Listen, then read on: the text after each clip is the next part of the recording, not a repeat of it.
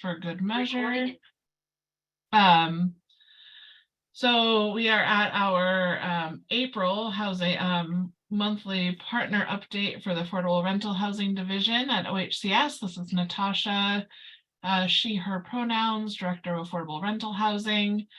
And so as probably most of you are aware, we have these partner calls every month, the week leading up to our Housing Stability Council meeting. And so I kind of just do a walkthrough with some of the items on our council agenda, and then kind of loop around some of other things going on with the division and answer any questions that I'm able to that folks might have. I do have a solid team here from OHCS as well to help answer questions that might come up. Okay, so let's see, our Housing Stability Council agenda is pretty packed. We have 4% transactions, a couple of those moving forward. We have a couple recommendations from our preservation pool offerings. Those closed a little while ago, but these are 2 recommendations that have been in the works for rehab, and then an acquisition of an expiring project. We then also have the preservation NOFA recommendations. That is from our recent competitive fund offering. We will be doing debriefs with the projects that are not being recommended for funding. Those are going to be scheduled by staff. We did, see in there continued reliance on private activity bonds, and so that really became the cap. How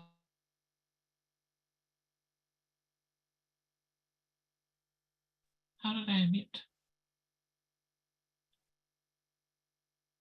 Am I unmuted now? You're back. Yeah, you're good. A mysterious muting. I don't know how far back I need to go, but we're bringing our preservation NOFA recommendations. Staff will be scheduling debriefs for those projects that are not recommended for funding. And what we saw in that offering is that there was a continued reliance on using 4% tax credits, which requires private activity bond authority to do those transactions. So that became a cap, in that we don't want to continue to put far too many projects into the private activity bond queue, so given that that is already oversubscribed for the next for the foreseeable future. So we are limiting the amount of private activity bonds that we're putting into a pipeline through OHCS resources. We are also bringing a handful of LIFT recommendations that are coming through the Metro allocation of those resources, and then PSH update to our administrative rules, recommendations for those to go into permanent rule making. Let's see, otherwise there is our LIFT and PSH NOFA did just recently close on the 30th. So staff are beginning to review those. The PSH NOFA had 10 applications submitted. The LIFT NOFA had 23 applications submitted.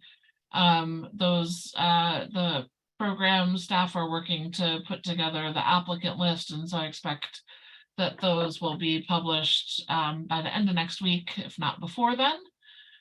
I believe, as we'll see how the review goes, but we are anticipating those projects recommendations going to Housing Stability Council by August. So that's what we will plan for.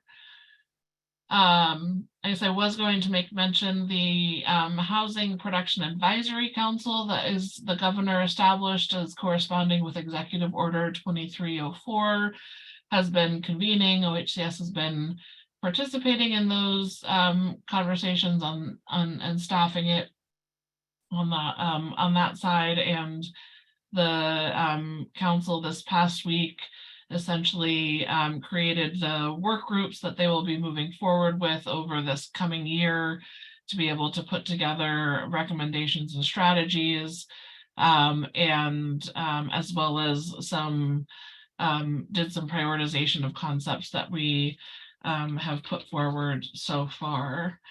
And I am, I believe that those materials, if they're not posted to the website already, should be going forward soon. And Mitch, not to call you out on the spot, but would you be able to share what the work groups are? I'm trying to pull them up myself, but you might remember them off the top of your head better than I. I'll try. There was availability of land,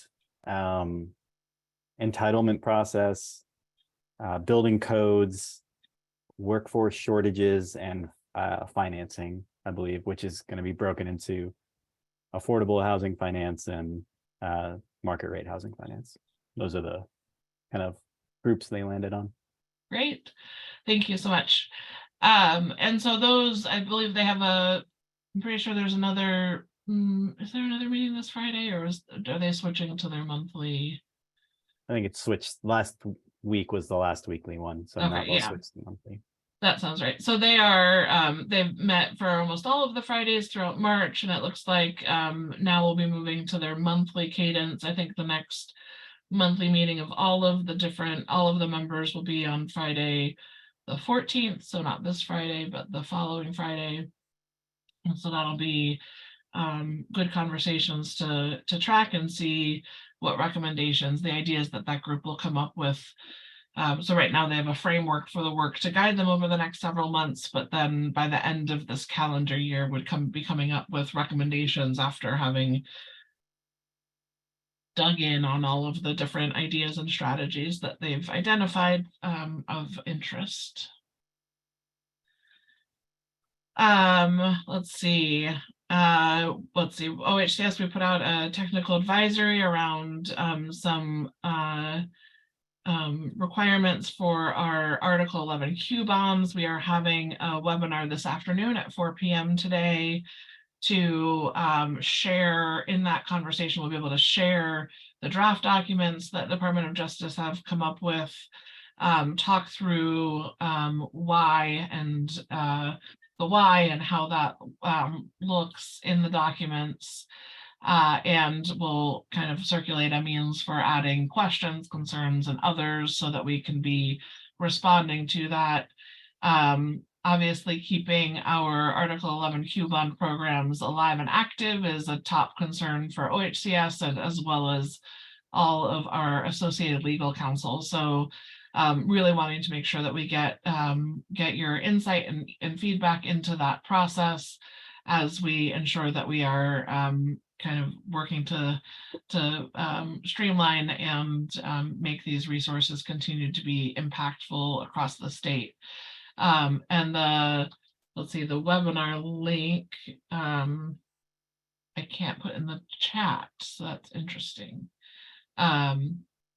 Let me look. Okay, so if you go, we'll screen share, you can find the advisory.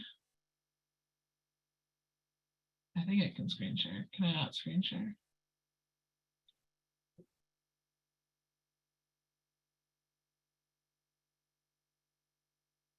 Interesting. Okay.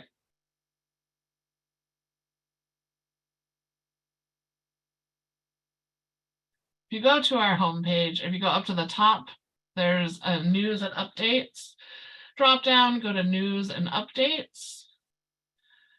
And then underneath press releases and technical advisories, you can see the affordable rental housing technical advisory. And then the top link, the advisory from 3/27, has the link to our advisory webinar, which is again today at 4.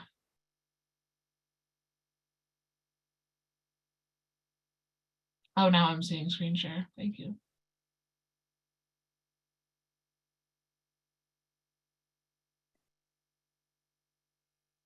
Okay. So I'll go through that. I don't know that you're going to be able to copy and paste all of that. So if we go to OHCS, news and updates,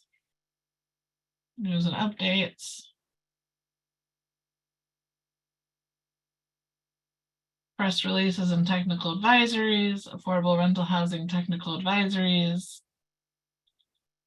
You will see our informational webinar, and that's the link to be able to sign up to attend that this afternoon at 4. And we will be in that conversation gathering all of the questions that you have, that folks have through a survey, and prioritizing getting responses to folks' questions this week. So we will do our best to get all of the right answers to all of the questions this week, but I will for sure be sharing responses to everything that we've been able to get full opinion from all of the interested parties on to be able to respond. And let's see, now I can figure out the stop share. Okay.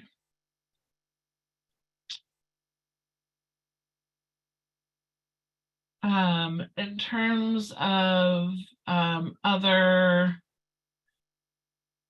updates, legislative actions, I know, I believe our, I don't know, unless somebody from our legislative department was able to come. I think they were attending hearings this afternoon. But I know that there's a major deadline tomorrow. So we're expecting the list of active bills to be narrowed by Wednesday. And so that is, starting to get to those kind of narrow it down to those things that are going to continue to be viable. But still lots of different movement and action in the legislature with bills, especially as associated with the needs analysis. So I guess I will pause there. And again, since our chat is not operational at the moment, if you have any questions, please feel free to unmute yourself and ask away.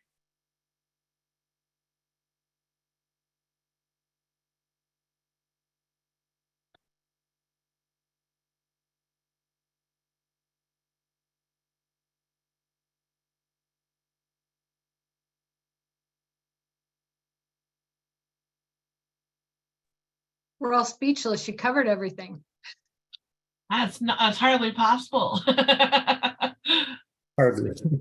Hardly possible. Hi, Natasha. Hi, everybody. Well, I just have to ask about the preservation NOFA, because you ended up putting out just over half of the 62 million, and ended up funding a project that we're all happy to see funded with the push-pull, but that all those funds had already been deployed. So the way I read this, you took 25 million from the preservation NOFA and transferred it back to the push-pull so that you could do Woodspring. Is that essentially what you did? I think functionally we had already pulled resources to be able to fund Woodspring. So had been assembling all of the different pieces of GHAP that remain from here, there, and everywhere, because we had only some of the resources available from the preservation, from the push-pull, essentially, to be able to put to that project. At the same time, because of the application within the NOFAs, essentially all requiring that 4% leverage, we weren't able to dig any deeper to fund additional preservation projects. I think I wanted to balance the line of not indicating that we're unable to fully commit preservation resources. So the resources that would have gone to preservation, we're signaling we're going to roll those over into 2024. And we're wanting to also, because we pulled not just the preservation, this legislative allocation to preservation, but we also pulled GHAP resources into those.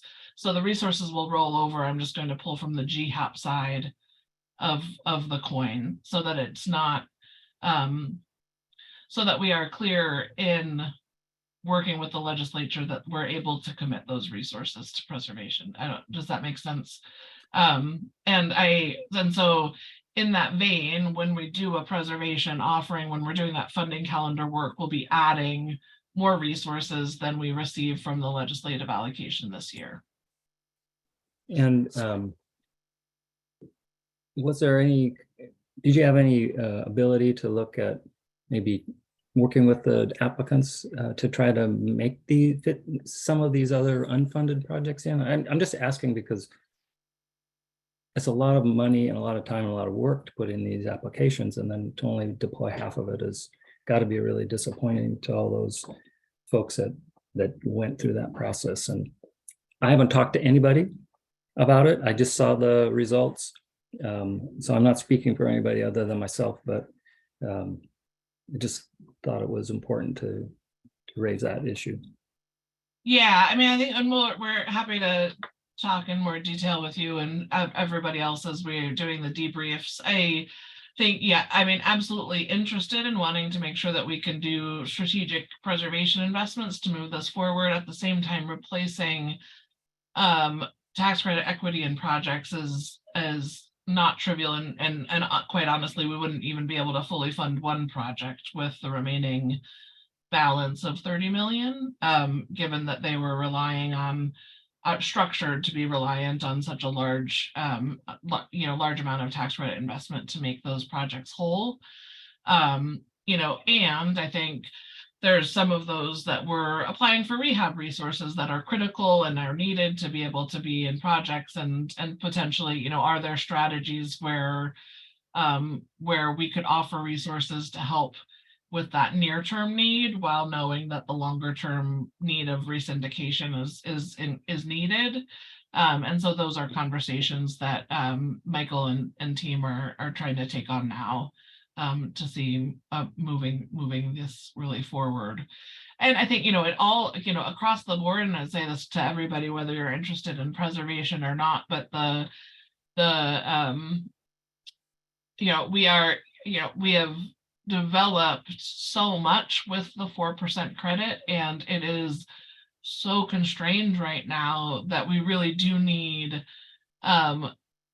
to diversify the approaches that we have for projects coming in for resources. And so maybe that's not doing as larger projects or not bundling in the same way, but figuring out different ways to do that. And hopefully over time, I'm still holding out some hope for a federal change, but over time, we'll get ourselves out of the position where we're so overwhelmed with 4% transactions, especially on the new construction side. But I think we're going to need to, in terms of being able to deploy resources, especially if we get some of the proposed resources from the governor's budget for development, we need to really be deliberate about putting strategies out there that are not wholly reliant on that 4% credit to leverage.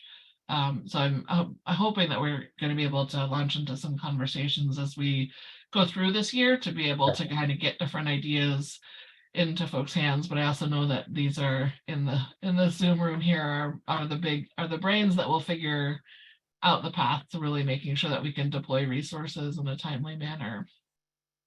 Well, certainly lots of discussion to have about going forward, especially when you look at the numbers it's taken to preserve these, just to acquire these market rate properties that are, the ones that are transitioning. So that's not sustainable in the long term. So have to start looking at other approaches, I guess. But thank you. Yeah, absolutely. Any other questions?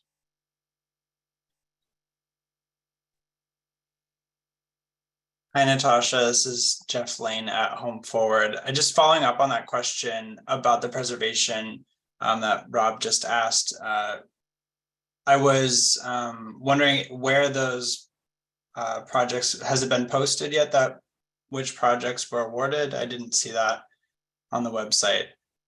I don't know that it's they're being presented to Housing Stability Council this Friday, so it's likely still just posted in the Housing Stability Council packet, which Gotcha. yeah, and so then once those are finalized through the council, they'll be published. Okay, thank you. Mhm.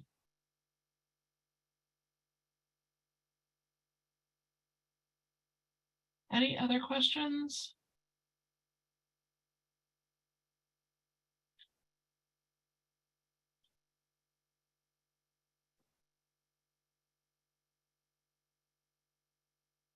There's a lot of folks Hi, here. There this must be is one. this Yes, is hi. Hi, this is Jillian from Community Partners for Affordable Housing.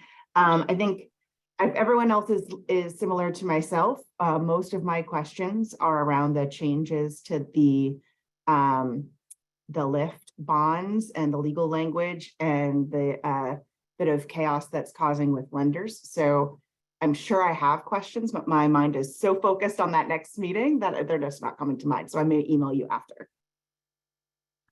So yeah, sounds good. I think you know, there is a lot of attention and impact to of the changes. So really hoping in this next meeting that we'll be you know, providing more context and information, especially since we now have actual draft documents to be able to share and circulate, to have lawyers review. I will also just mention that we are having another an invitation meeting with lenders specifically to work through. So work, you know, get a little even deeper into the weeds and get the lender specific feedback after their review of these first documents. So again, really are deploying all attention and resources, and everyone is clear. Top priority is working to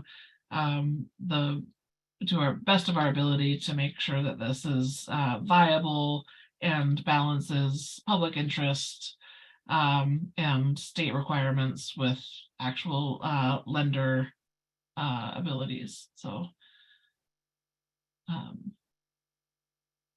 optimistic.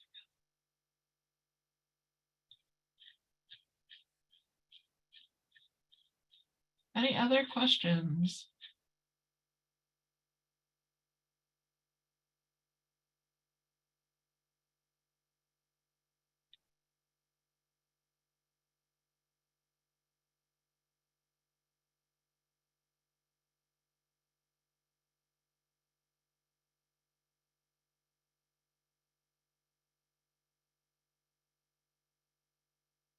Okay, well, hearing none, I will go ahead and wrap up this month's partner call. I imagine I'll see a bunch of you at 4. Look forward to it. Thank you. Thank you.